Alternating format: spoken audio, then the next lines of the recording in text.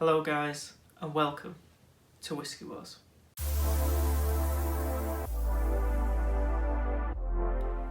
Hello everyone, I hope you're all doing well.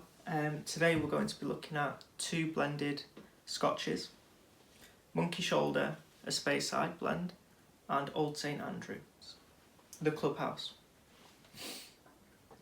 To start off, both whiskies are bottled at 40%. The Monkey Shoulder is a far lighter colour than the Old St Andrews. The Old St Andrews is quite a substantial amount darker than the Monkey Shoulder. The Monkey Shoulder consists of 3 distilleries: Balvenie, Glenfiddich, and Kinnevy.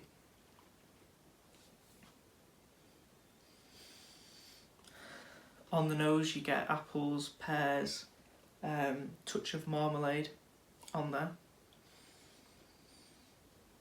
I'd say it's more marmalade than a caramel, a bit more fruity. Certainly honey.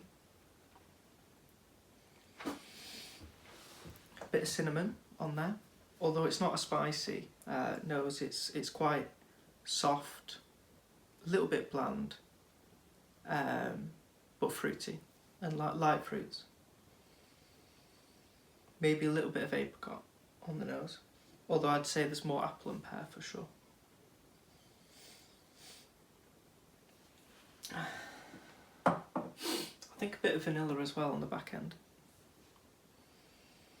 The Old St Andrews, the notes I always get on the nose is quite a strong sweet barbecue sauce, which I've never got in any other whiskey that I've tried. Vanilla as well. A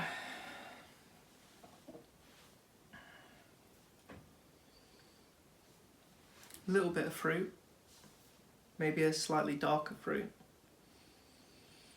but I'm not picking out one in particular. There's almost a malt vinegar note on the nose, which isn't too great. But I'd say of the two, I probably prefer the nose of the Old St Andrews. It's deeper, darker. Although, along with that malt vinegar note, there's almost like an industrious lemon bleach note that is very subtle, but you do pick it up on there.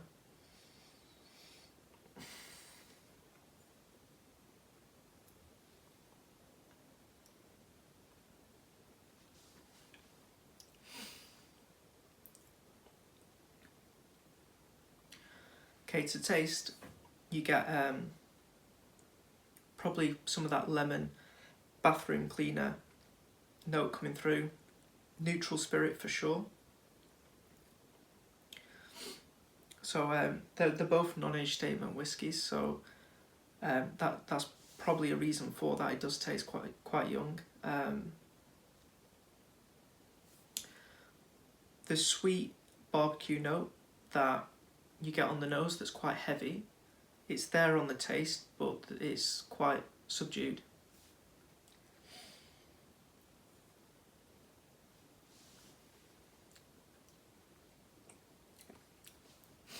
Lemon, neutral spirit, maybe a malt vinegar note, which you pick up on the nose. It's relatively simple, to be honest. I'm really struggling trying to pick out any more notes. Maybe a touch of vanilla, no spice in there. Any wood?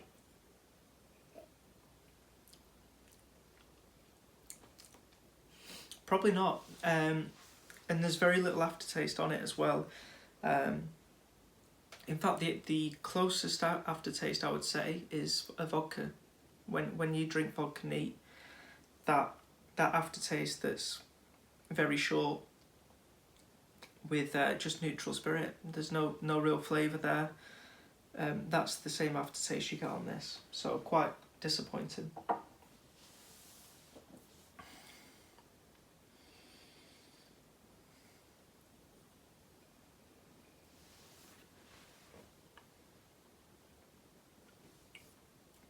bit sweeter, a bit more sugary on the Monkey Shoulder. So the light fruits that was apple and pear, still there, but I'm getting more of an apricot note on the taste, whereas it's flipped for the nosing. Almost an icing sugar note as well, which is quite nice, especially coming off the disappointment of the Old St Andrews. I must say I'm not really a blend person, and I'm not really a Speyside person either, so I might be a little harsh on this review, but I am trying to find positives out of it.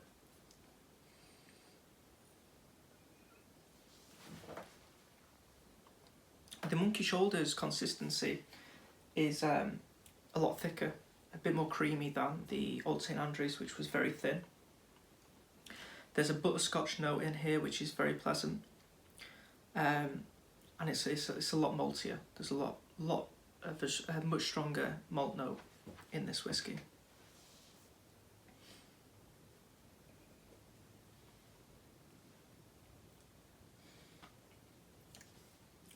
Having said that,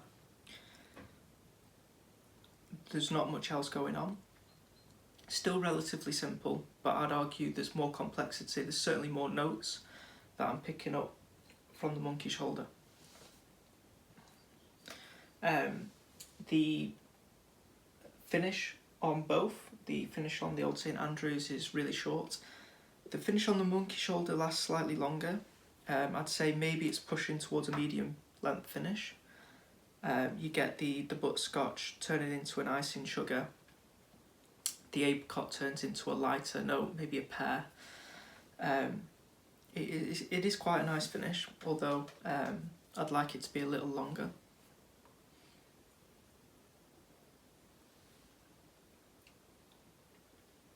A little bit of oak on the back end as well, which helps it a lot. I'm not going to add water to these two because they're both bottled at 40%, and they're lacking complexity to start with, so I really don't think it's going to be of any benefit. All in all, the Monkey Shoulder is available for retail in the UK for £23 quite often, and the Old St Andrews is around £25. The Clubhouse. You could maybe find that on a deal for low 20s, so they're roughly the same price.